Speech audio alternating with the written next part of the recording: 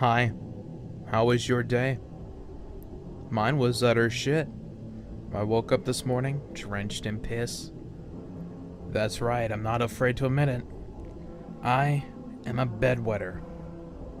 Be judgmental all you want. I gave up giving a shit a long time ago.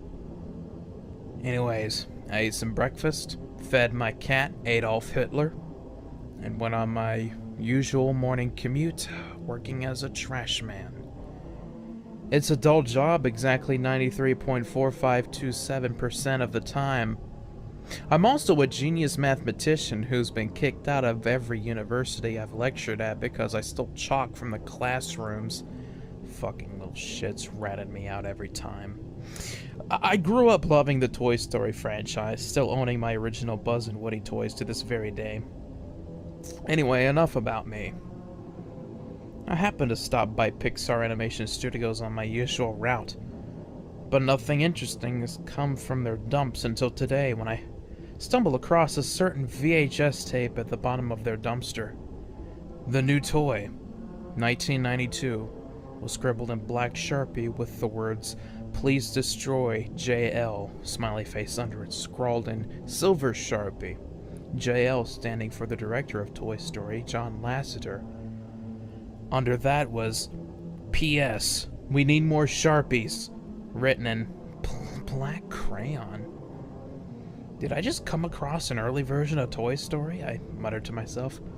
I got a massive boner from this amazing find, hiding the tape in my coat pocket along with my large and hard Woody. Woody? After finishing my job for the day, I hurried home and popped this fantastic tape into my VHS player, while popping myself some Orville Redenbacher's popcorn, cooking a Christmas ham, and reheating some leftover burritos from Taco Bell. Ground beef smothered in taco seasoning, shredded lettuce, diced tomato, sour cream, and a delicious coating of melted cheese. All of the listed food items I prepared, I previously found in various dumpsters while I worked. You never know what you'll end up smuggling from random trash bins when you're a trash man. Anyway, after preparing a meal fit for a king, I sat down with my food on my sofa along with a Dr. Pepper and pressed play on my VHS player.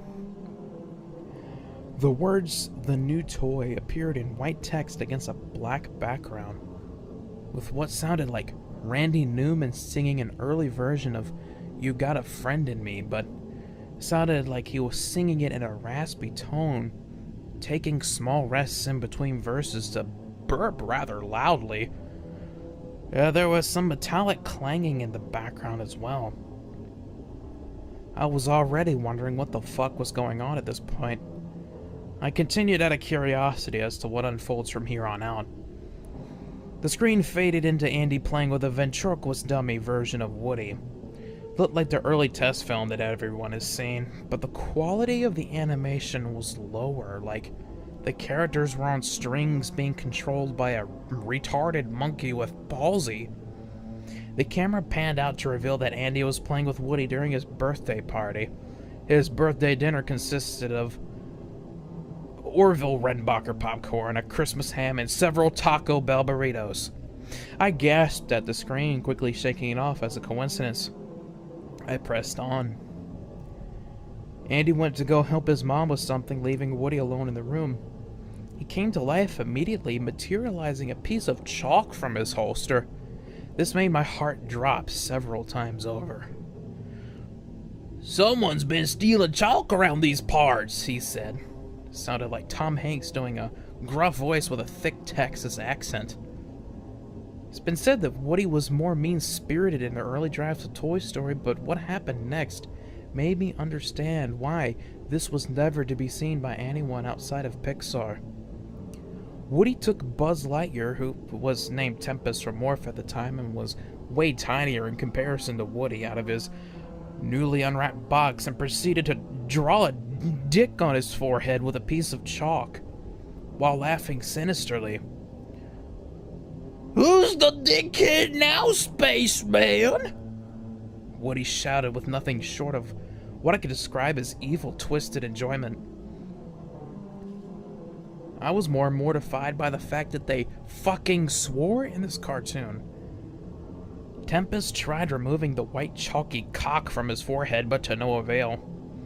It cut back to Woody, but his head was a crude, low-poly 3D model of Tom Hanks' head. You will be a dick to infinity and beyond, midget! Woody howled in an almost demonic tone. When it cut back to Tempest, he was a penis with Buzz's face pasted on it. He looked clearly offended and screamed, "You will pay for this, cowboy!" He sounded more like Jim Carrey than Tim Allen and sounded more like a superhero. It cut back to Woody, back to normal. He took out his wooden penis and slapped Tempest across the face with it, who was also back to normal at this point, albeit some strange red liquid dripped from his nose and left ear. Hyper-realistically, I might add. Woody turned and scowled at the camera, his eyes seemingly following my movements. I spat out my Mr. Pibb in a comedic spit take when this happened. "This town ain't big enough for the two of us," he said as the tape began to sputter. I heard some rattling coming from my bedroom and what sounded like some tiny footsteps. I immediately dismissed the sounds coming from my bedroom as my cat, Adolf Hitler, tap dancing again. I finished my Orville Redenbacher popcorn and threw it across the room, into my kitchen, and in the trash can. It then cut to the next scene. It was an early version of the Pizza Planet scene, but it was called Pizza Putt. All the kids were playing mini-golf and eating their boogers. An early version of Sid comes along, getting Tempest and Woody out of the crane game. He cracked an evil, retarded smile before it cut to Sid torturing the two toys. Odd thing is, while Sid was torturing them, they were alive during it. Tempest had his arms and legs ripped off from an apparatus that Sid made, kinda like that saw trap that ripped that man's limbs off. Tempest was clearly screaming, but his voice was replaced with the sound of nails on a chalkboard. Woody wasn't screaming, seemingly not feeling any pain whatsoever, as Sid popped Woody's head from his body. His head on one of those control stick things that ventriloquist dummies have to control their face. Sid started controlling the stick, making Woody's mouth open and closed. He started mocking the cowboy. I'm a cowboy. I kill Indians even though my ancestors massacred a whole bunch of them to take over America. I was shocked by this. The last thing I expected from Sid is for him to have a political agenda of any kind, being a 12-year-old kid. Sid proceeded to slap Woody across the face with a Christmas ham. There was some loud rustling coming from just beyond me in the kitchen. My trash can then fell over seemingly by itself. Adolf never goes through my trash, as I've told him in the past that it's not polite to go through other people's garbage. Like a small brown baby-sized cowboy boot sticking out from behind my trash can. I shrugged it off as one of Adolf's tap dancing shoes. The tape continued. Sid took Woody and Tempest outside in pieces, dumping gasoline all over them and striking a match, repeating his lines from the final movie. Roger. Permission granted. We are confirmed. At T-minus 10 seconds. And counting. 10. 9. 8. 7. 6. 5. 4. 3. 2. But before he got to 1, Woody's headless body pulled a knife out of hammer space, slowly walking towards Sid, knife raised. Sid screamed hyper-realistically as he took off running. What followed was 10 straight minutes of Sid running around his yard as fast as he can while Woody's body slowly walked towards Sid, just like a horror movie. A bad horror movie. Woody was somehow keeping up with Sid as he was walking at a slow creep. I said is running at what seemed like 666 miles per hour. In fact, I took out my handy-dandy radar speed gun and held it in front of the TV, and I was right. 666 miles per hour. I was petrified at this demonic tape and the contents within, but my love for Toy Story is stronger than my disgust for this tape. And so is my penis. So I continued sipping on my Dr. Mr. Pibb pepper and sinking my teeth into a burrito, already having finished my Christmas ham. Woody passed by his head, placing it back on, although it's very wobbly, so it looks like Woody has some type of neurological disorder. Sid tired himself out, falling to the ground with a thud, with so much bass in it that there's no way it came from my TV speakers. I realized my 7.1 surround sound stereo system was suspiciously turned on by an unseen force. I could have sworn I spotted a cowboy hat peeking from around the subwoofer, but it could have been the hat I used as part of my Sheriff Woody cosplay at a local convention. Oh, I got so much pussy that night. There were also large dicks drawn on the chalkboard I keep in my bedroom. I know I never drew them. I only draw swastikas on my chalkboard. Woody said to Sid, "This town ain't big enough for the two of us," in a gurgly, death-sounding manner. Woody drove the knife into Sid's chest. Highly realistic popcorn poured from his open wound as Woody and Tempest laughed demonically.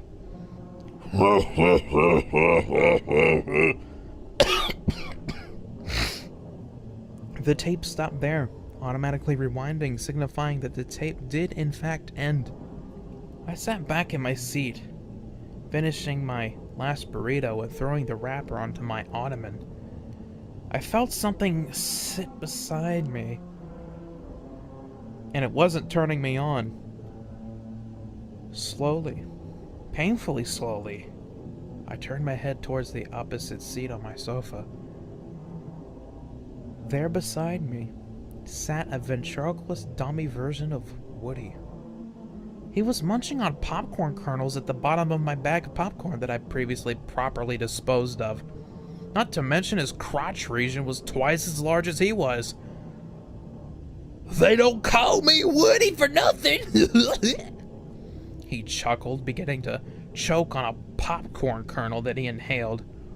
He gave himself the Heimlich maneuver, in which Heimlich was oddly a character from Pixar's next movie, A Bug's Life. What a fucking dick. I had enough and jerked the popcorn away from him, throwing it away once again, and was about to call 911 on this plastic midget-sized house invader who was obviously trying to get high off Viagra.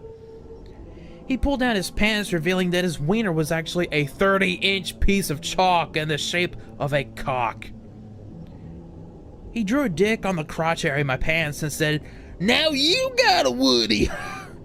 He laughed maniacally, swinging his chalky cock around in circles. Son of a bitch.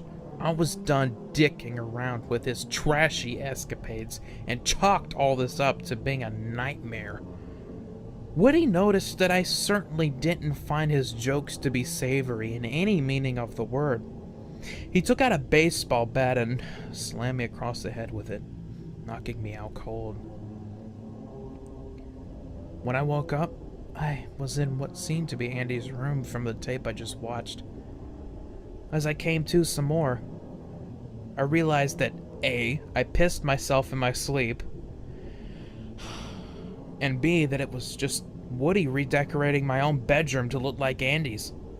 He had wallpaper for the walls, new furniture, everything. I realized that this monster needed to be stopped. I comedically tiptoed out of the room just as Woody was finishing up applying the wallpaper. I heard Woody scream wildly, knocking stuff over in my room. "Where is Andy?" He was screaming out loud. "I gotta find Andy!" How the fuck did he know my name was Andy?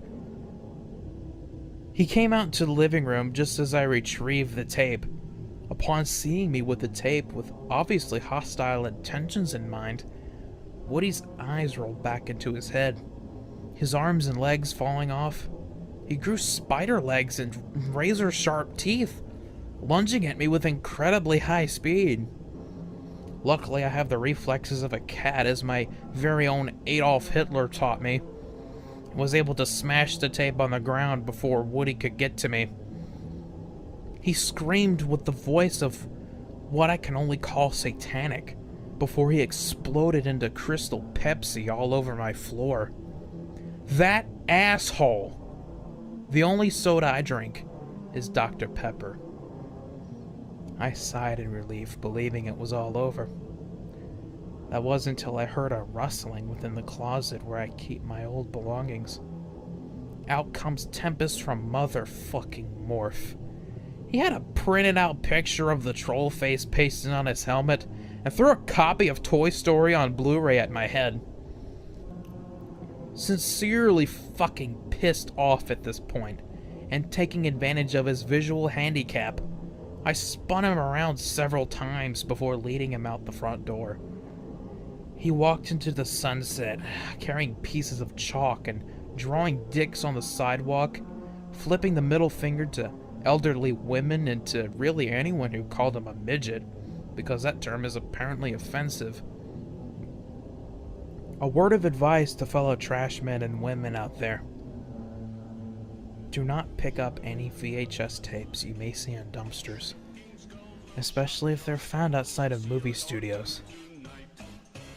And never steal chalk, for it will haunt you for the rest of your life. When you hear these zombies shriek.